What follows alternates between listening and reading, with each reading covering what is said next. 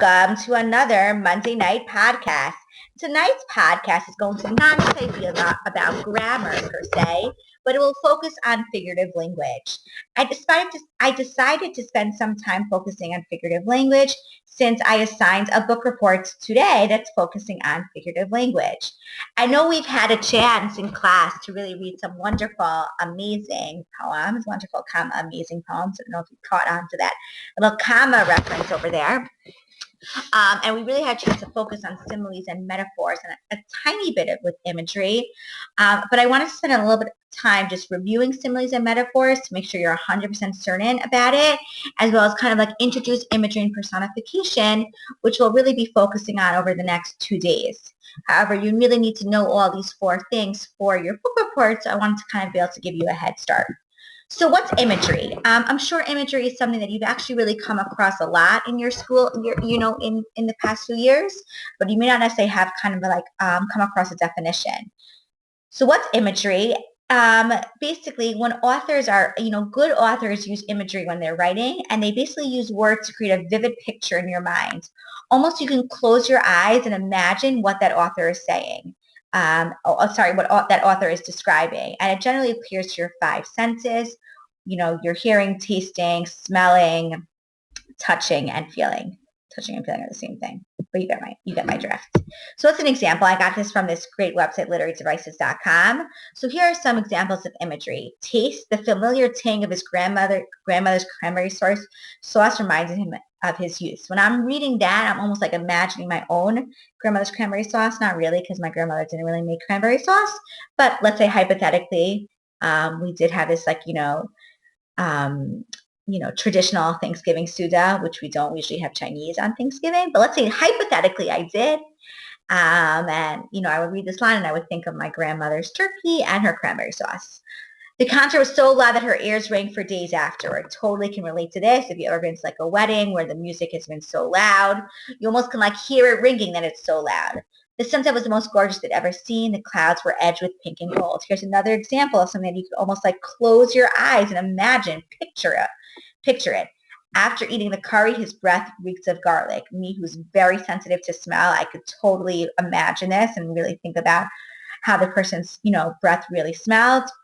Her touch, the tree bark was rough against her skin. So these are all examples of really like, you could almost like really, with such, it was such vivid detail, so much clear detail, you really almost could imagine what the person is trying to describe. So simile, I'm going to kind of like run through. We really have to spend a lot of time on simile. It's comparing 2 unlike things using like or as. Very often the point of a simile is to kind of really hone in on what you're trying to say. So she cried like a baby. Like is kind of that trigger word. So I'm going to circle like over here. Trigger word to let you know that it's a simile. And basically we're comparing the way she's crying to a baby, letting me know that she's clearly crying incessantly, not stopping. He was as busy as a bee. Once again, we have as. He was, the way he was is being compared to being a bee. A bee is actually like an extremely busy and efficient animal, bug. So he was as busy as a bee. Let me know that he's clearly like running around doing a lot of different things.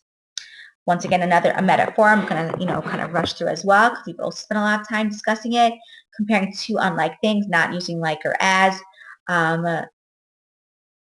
Very often metaphors can also be an extended metaphor, which we kind of came across within a poem, in which you can have like many lines trying to compare 2 things, just like the staircase being compared to the mother's life in the poem Mother to Son by Langston Hughes. I'm so hungry I could eat a horse. The way she's hungry is being compared to a horse, compared to eating a horse, which means that clearly she's starving. And it's just a little bit more interesting than saying I'm so starving. I'm so starving. That's actually not proper English. I'm starving.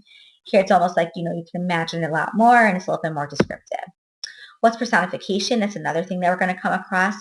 Giving inanimate objects human attributes, which means that giving something that's not alive human attributes. So for example, the wind, this is also from that website that I got the imagery examples from.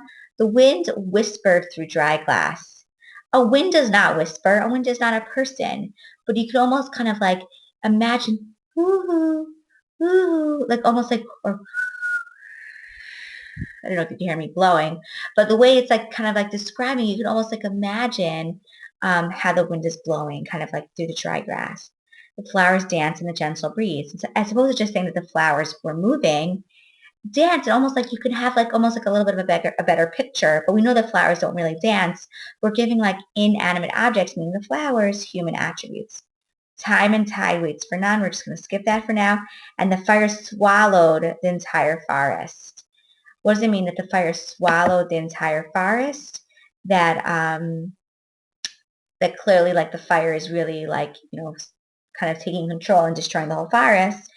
Fire itself does not really swallow it, but it's giving you, like, it's making you understand that clearly the fire is like coming out of nowhere and really wreaking destruction. How will I know that you have completed this Monday night podcast? I would like you to give me 2 similes, 2 metaphors, and 1 example of personification on a piece of paper. So once again, how will I know that you've done your Monday night podcast? You're going to give me 2 similes, 2 metaphors, and 1 example of personification. This is Mrs. Kurtz signing off, and have a wonderful night.